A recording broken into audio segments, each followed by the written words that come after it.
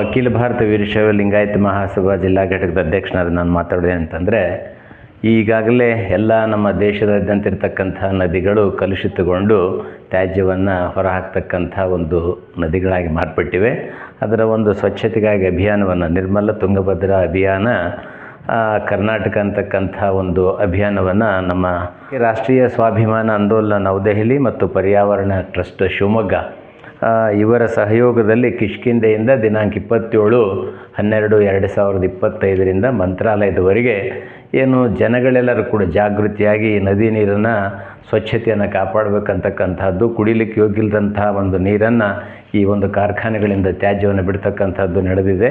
ಅವೆಲ್ಲವುಗಳನ್ನು ನಾವು ಜನರಲ್ಲಿ ಜಾಗೃತಿ ಮೂಡಿಸಿ ಆ ತ್ಯಾಜ್ಯವನ್ನು ನದಿಗಳಿಗೆ ಬಿಡದೆ ನಮ್ಮ ಜಲಚರಗಳಿರ್ಬೋದು, ನಾವು ಮನುಷ್ಯರಿರ್ಬೋದು, ದನ ಕರುಗಳಿರ್ಬೋದು, ಎಲ್ಲರಿಗೂ ಕೂಡ ಕುಡಿಲಿಕ್ಕೆ ಉಪಯೋಗ ಆಗ್ತಕ್ಕಂಥ ಒಂದು ಯೋಜನೆಯನ್ನು ಮಾಡಬೇಕು ಅಂತ ಸರ್ಕಾರವನ್ನು ಒತ್ತಾಯ ಮಾಡೋದು ಆಗಲಿ, ಅಥವಾ ಎಲ್ಲ ಕಾರ್ಖಾನೆಗಳ ಒಂದು ಅವರನ್ನು ಮನವೊಲಿಸಿ ಆ ತ್ಯಾಜ್ಯವನ್ನು ಏನಿದೆ ಅದನ್ನು ಬೇರೆ ಅವರು ಯಾವುದೇ ರೀತಿಯಲ್ಲಿ ಅದನ್ನು ಸಂಗ್ರಹ ಬೇರೆ ಮಾಡಿಕೊಂಡು ನದಿಗೆ ಬೀಳಾರದಂತೆ ಮಾಡ್ತಕ್ಕಂಥ ಒಂದು ಈ ಯೋಜನೆಯನ್ನು, ಒಂದು ಅಭಿಯಾನವನ್ನು ಹಮ್ಮಿಕೊಳ್ಳಲಾಗಿದೆ. ಆದ್ದರಿಂದ ನಾನು ನಾಗರಿಕರಲ್ಲಿ, ನಮ್ಮ ರಾಯಚೂರು ಮತ್ತು ಕೊಪ್ಪಳದ ಅಖಂಡ ಜಿಲ್ಲೆಯ ನಾಗರಿಕರಲ್ಲಿ ವಿನಂತಿ ಮಾಡೋದೇನಂತಂದರೆ, ಎಲ್ಲರೂ ಕೂಡ ಈ ಪಾದಯಾತ್ರೆಯಲ್ಲಿ ಭಾಗಿಯಾಗಿ ನಿರ್ಮಲ ತುಂಗಭದ್ರಾ ಯೋಜನೆಯನ್ನು ಏನು ಹಮ್ಮಿಕೊಂಡಿದ್ದಾರೆ, ಈ ಒಂದು 2 ನವದೆಹಲಿ ಮತ್ತು ಪರ್ಯಾವರಣ ಟ್ರಸ್ಟ್ ಶಿವಮೊಗ್ಗ, ನಮ್ಮ ಮಹಿಮಾ ಪಾಟೀಲ್ರವರು, ಜೆ.ಎಚ್. ಪಾಟೀಲ್ರವರ ಪುತ್ರ ಅಂತ ಅವರು ಕೂಡ ಇದರಲ್ಲಿ ಭಾಗಿಯಾಗ್ತಾ ಇದ್ದಾರೆ.